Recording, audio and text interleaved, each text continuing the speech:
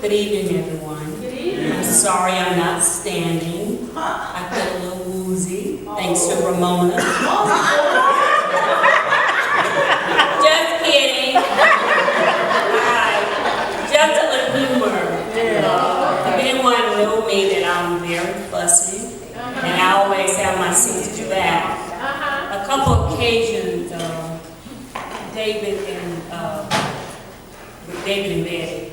Once Betty and I went shopping and we got back late, and David made it home before Betty. And so he started fussing, and Betty being very calm and quiet. And, I'm like, well, Dee, I'm going to say something. So she didn't say anything. He kept on fussing, and I said, my sister worked just like you work. Then he looked at me and he said, which door do you come in?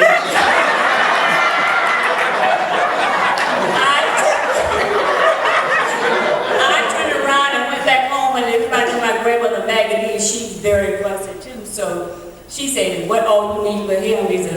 I'm not gonna say exactly what she says. That South Carolina get you. All you need is a shiny pistol for him. All right. On another occasion, Betty and David had gone down south, and when they returned, apparently Betty didn't want to come back that soon. She wanted to stay a little longer. She was enjoying herself, and apparently David wasn't.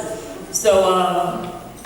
Then on their way back, something was on the car, apparently some paper or something, and it was making a loud noise on Betty's side of the car.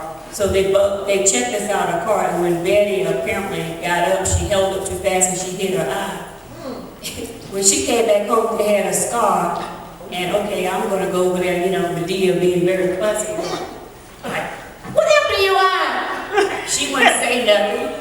All right, and I kept on asking. I went in the living room last day, and he was sitting in the living room in his chair, and I was like, "Baby, you hit Betty, you hit my sister." He didn't say a word. So the second time, I asked him again. I said, "You hit my sister," and Betty took off and went in the room. And then I went in the kitchen apparently to go behind him. But then I said the third time in the kitchen, and I said, "Did you hit my sister?" So he said, "If you don't hush, I'm gonna hit you." She went up and I said, "What did he say?" She kept laughing so hysterically, like, "What did he say?" He said, "If you don't hush, he gonna hit you." I said, "Let me get my ass out of here."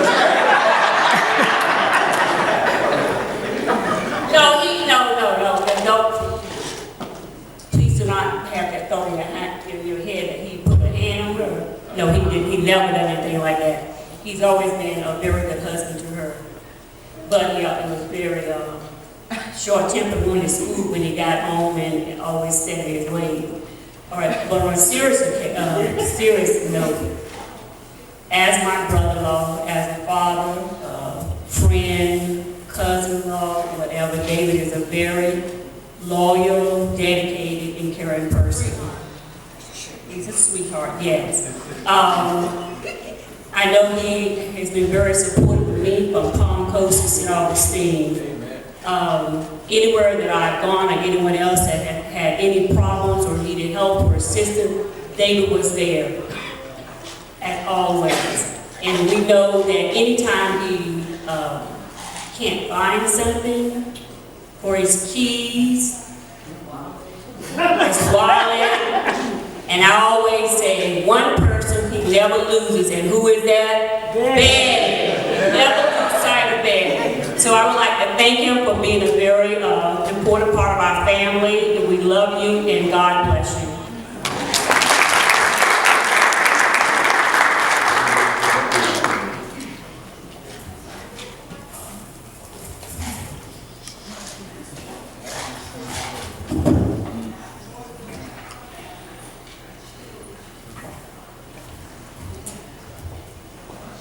One thing I got to do. Thank God to be in St. Augustine 31 more times. Amen. Give it honor to everyone. This is my nephew, my oldest sister's son. He left home when he was 16. And I was 21, 22. My brother came and did him one weekend. I see a little boy going across filled with suitcases. I said, baby, where are you going? I'm going down. Flirted with my uncle. I said, you too young to go down. Yeah, I'm going. I stood to the window at the back and I cried. I said, Lord, please help me. Because his mother had gone young, but my mother raised him. And we raised as sisters and brothers. But he came down to St. Augustine, find him a beautiful wife. Amen. Thank God for that. The sister-in-law, the children, the grand, everyone loved my nephew. And I love all of y'all. My second son, my grand, y'all stand. My nephew from Beaufort, his daughter and son, y'all stand. My niece from Tampa, Florida.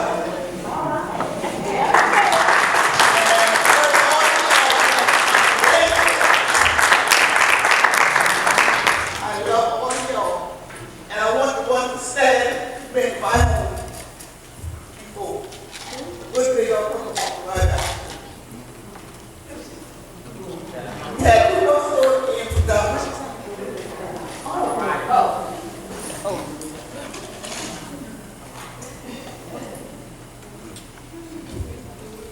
I said, thank God to see y'all when you come. And I pray that my nephew will sit down and rest. When you sit down now, you're going to sleep. Sit down and rest. All right? Thank you all very much.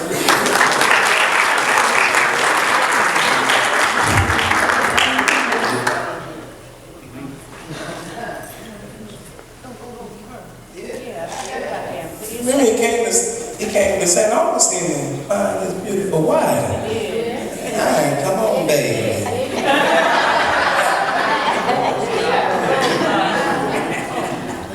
I don't think I really need the mic, because I talk loud. Y'all hear me, right? Well, I got married to David in 1970. And we've been married for 45 years.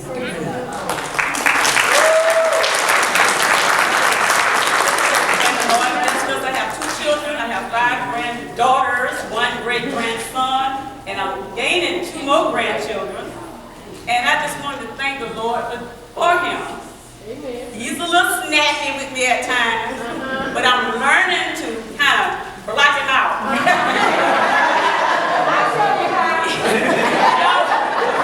So one particular time we were sitting there and he was talking to me. He out-talks the TV. You be trying to listen to the TV. And he's constantly talking while the TV is going on, fussing at the people on the TV. And so I just blocked him out. Then he said something to me and I didn't hear him. You can't even hear. And I just looked at him and kept watching the TV.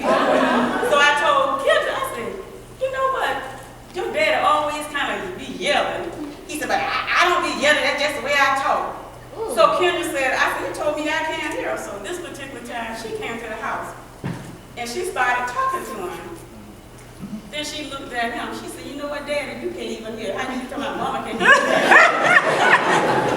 So, they say when young people now don't stay married long like we did. But you know what my grandma always say, tongue teeth fall out. Sometimes you're going to bite that tongue.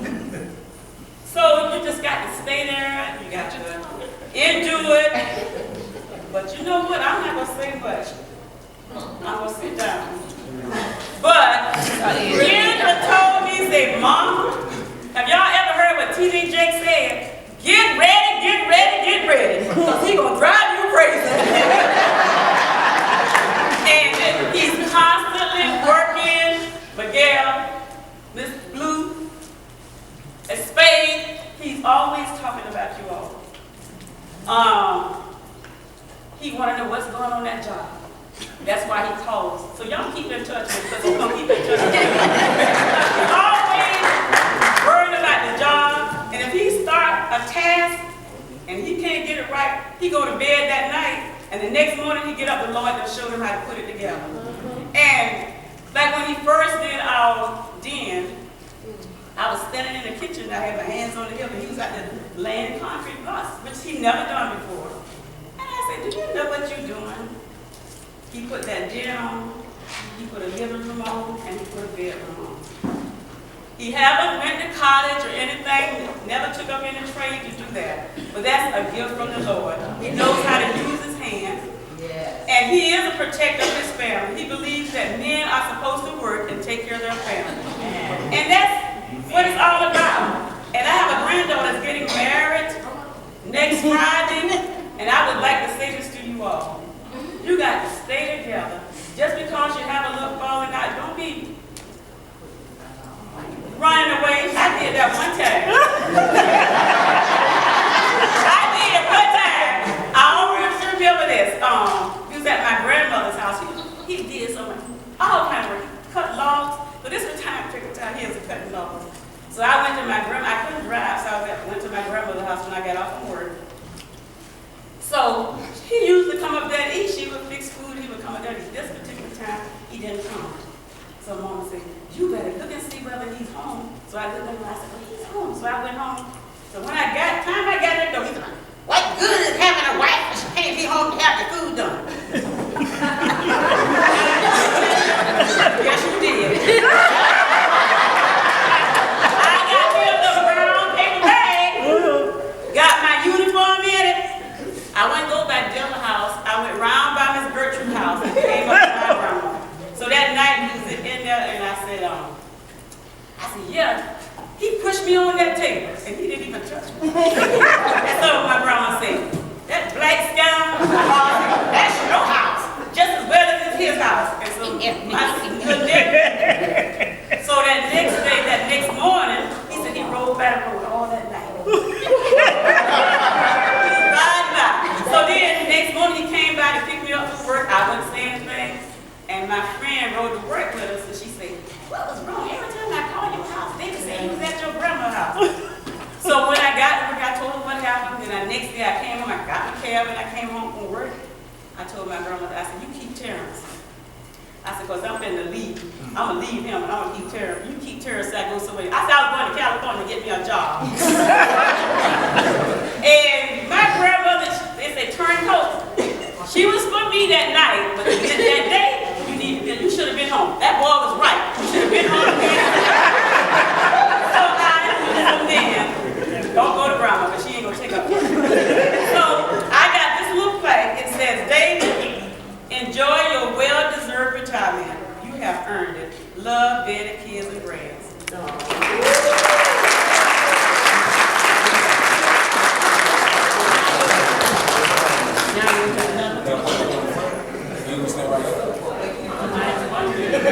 Thank you for giving to the Lord.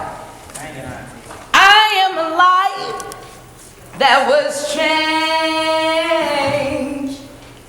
Thank you for giving to the Lord. I'm so glad you gave. Hi. I want to say something before you. Hello,